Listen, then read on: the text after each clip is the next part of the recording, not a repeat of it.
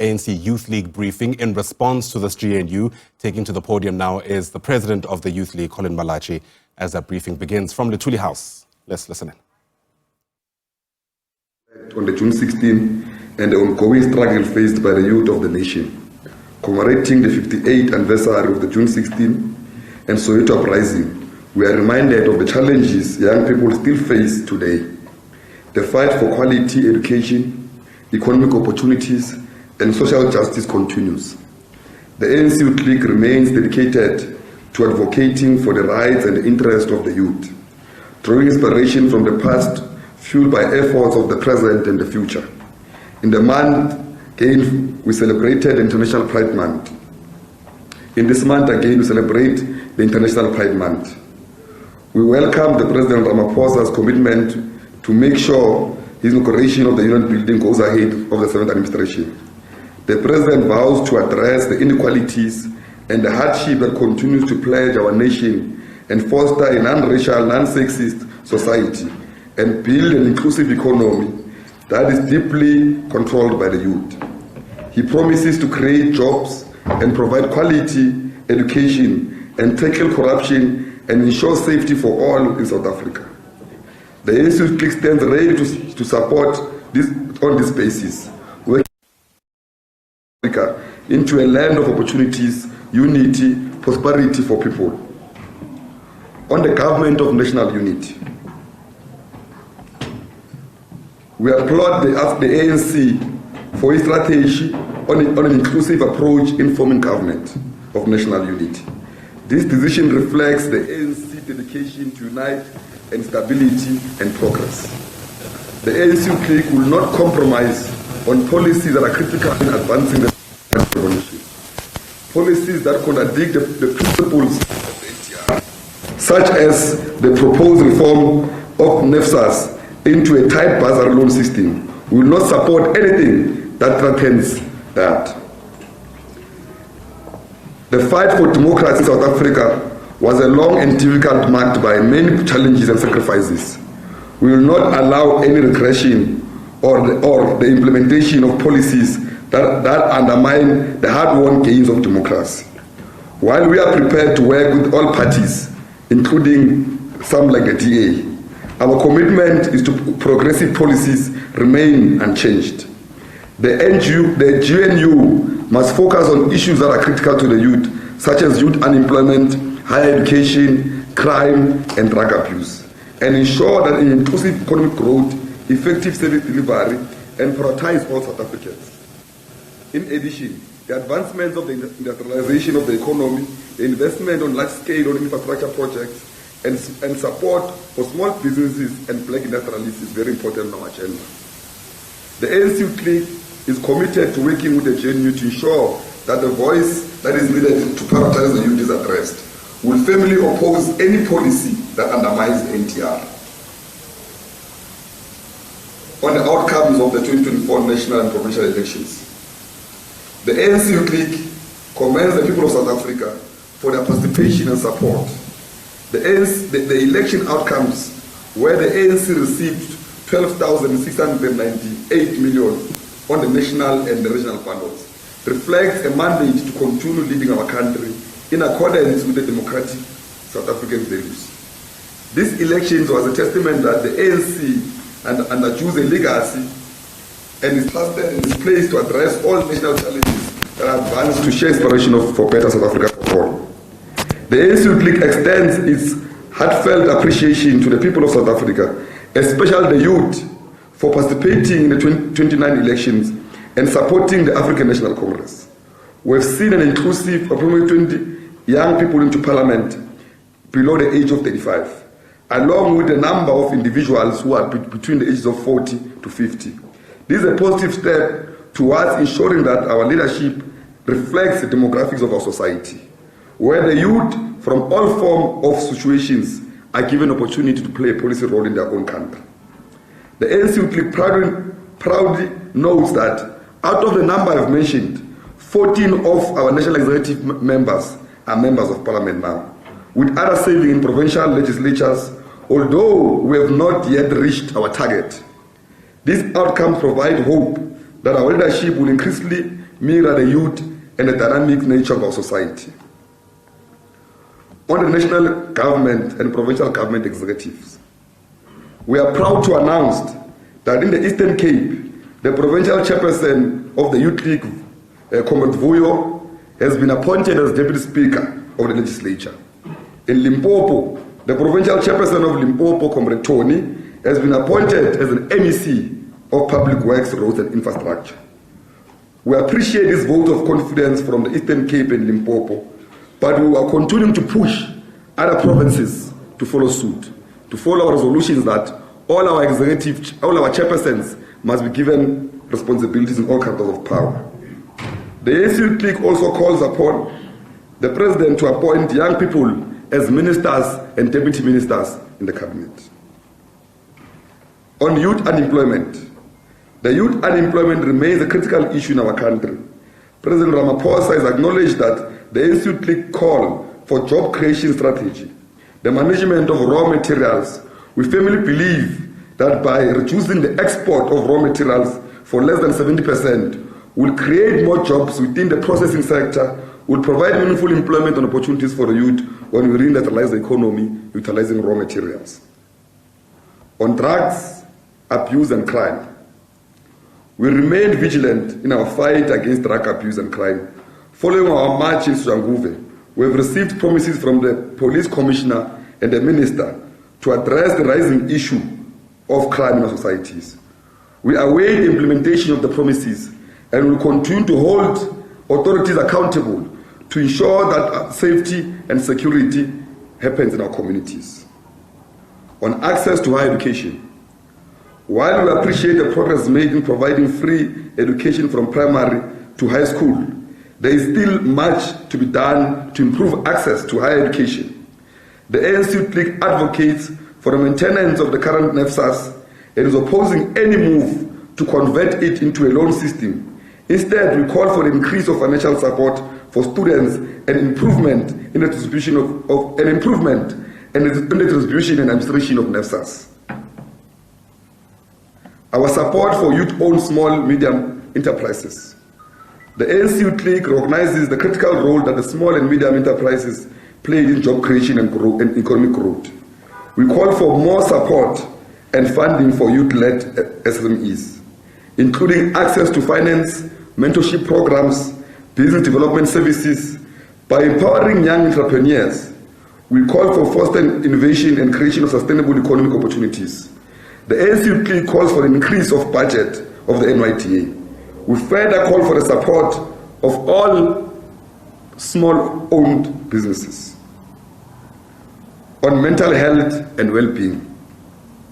The mental health and well-being of young people is paramount. The ANC Youth League highlights the need for access mental health services and support systems for the youth. We advocate for integration of mental health education in schools and universities, as well as establishment of community-based mental health institutions. As the ANC Youth League, we are calling upon the 7th administration to implement the following resolutions that are driven from the manifesto of the ANC and resolutions of the ANC Youth League. On the economy, advance industrialization for future industries while protecting existing ones. Invest in large-scale infrastructure, fix the energy and transport and logistics sector. Support small businesses and black industrialists. Accelerate land reform. On jobs, we urgently call for the creation of 2.5 million work opportunities through the Presidential Employment Stimulus Program to promote employment equity for black people, women, and persons with disabilities. On corruption, to strengthen law enforcement agencies and put up anti-corruption bodies, establish a permanent investigation directorate with an expanded power, enhance accountability through audit, vetting, and public awareness campaigns against corruption.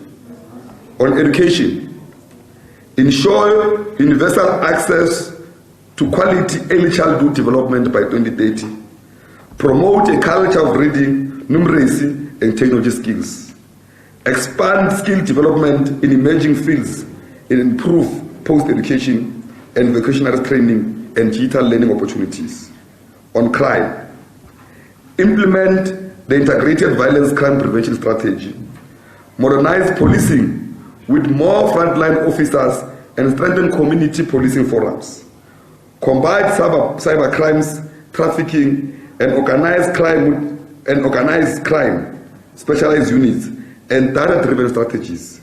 In conclusion, the ANC Youth League remains committed to advocating for the rights and interests of the youth, to ensure that the voice are heard, to make sure that we hold those who've deployed accountable, and to continue to be the voice of the voiceless. Thank you.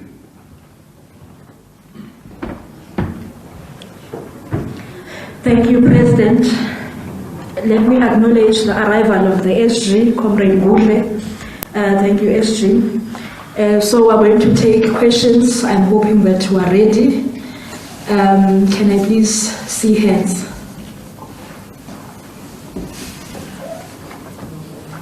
Okay, so let's take these 4 hands first, and then we'll move on to the next one. So you'll be number 1, number 2, number 3, and number 4. Then we'll take another round. Roving mic.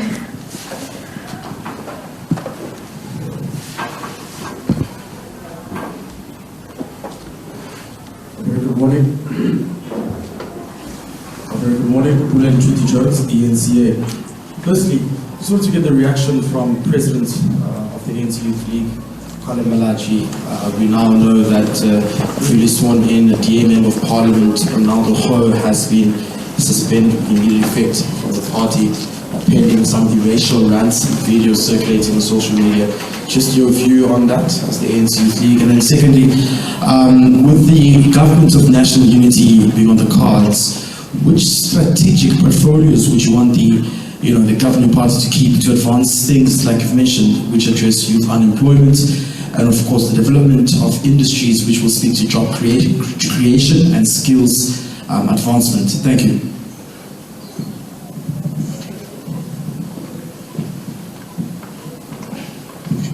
Thank you very much. My name is Lona. I'm from the Mail and Guardian. Firstly, I just want to hear from you, President, that considering that the DA has made it firm that pretty much there is one person that they wouldn't want to necessarily work with, are you, as the Youth League, saying that your Deputy President should be the Deputy President of the country? The second one, I mean, you've always advocated for left parties in a way. Is the Youth League comfortable in working with the Democratic Alliance? And thirdly, what do you make of it? Do you feel that it was something that was forced on you? You think maybe there are other parties that would have been better to work with than the DA? And thirdly, where do you stand with working with them, especially as you have been one of those people who are advocating not to work with them?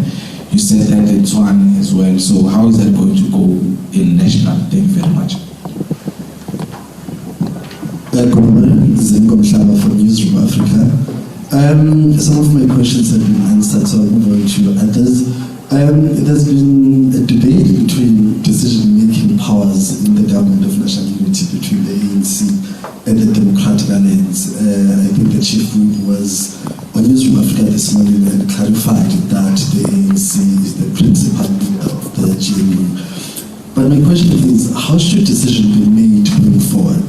And the GNU, when there's a deadlock? We've heard leaders debating about that, but as the ANC Youth League, how far should the ANC go in consulting, but also taking into consideration the views of the other parties?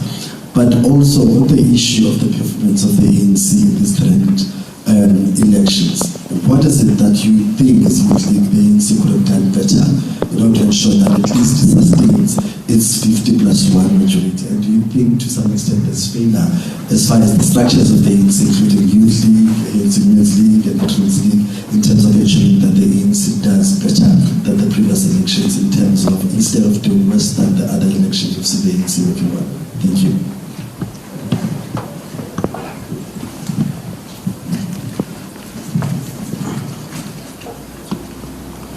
May I greet Greetings are in order. Since it's my name, Welela Youth. Leadership of the Youth League. It's on record, the leader of DA, Mr. Nathan, yesterday, he said they are not going to settle for minor position within the executive. And it's also on record that the president of the Youth League, before the elections, they said they don't want the useless position within the executive. You even make an example, the department that was led by the former minister Nkosazana Dlamini Zuma. Second one, the deputy president of the Veterans League is on record saying that the agreement of the GNU need to be made public. So what will be the response of the Youth League? And the third one, what is your take on KZN executive as it was announced, but I never see the Youth League present on that MECs that was named. Thank you very much. Is it part of the questions you've asked? Because we can come back for another round. Is it a new question? Yes, I just want to get something. If you are adding to your existing question, you can go ahead. Please give him the mic. We are done, right? No, I'm done for now. Okay. Thank you. Just give him to add.